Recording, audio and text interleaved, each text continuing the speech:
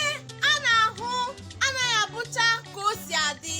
Nyetụ ihe niile oge na nke ọbụla ị na-eme.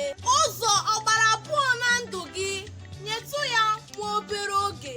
Ị chọrọ ka ebumnobi gị pụta ìhè, nyetụkwuo ya nwa obere oge.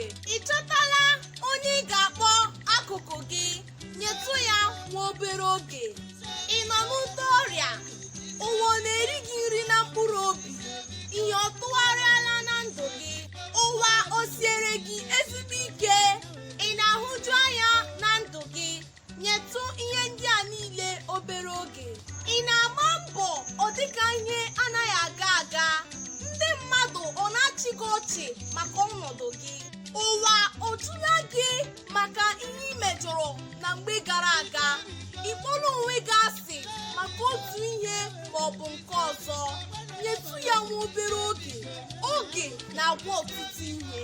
Ihe ọbụla dị gị n'obi, echiche ọbụla ị na-eche, nke ọbụla ị chọrọ ime, ihe a na-egbu maramara, ebe a uche gị na-aga mgbe niile, nyetụ ha nwa obere oge.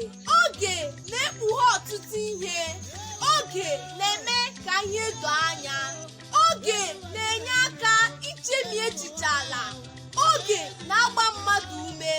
Oge na-asacha ihe ebu n'obi. Nyetụ uwe oge na ihe niile ị na-eme. Ndewonu, abụ m Nwaada Sọpụrụchi Ann Alube. Nọdụnụ mma o.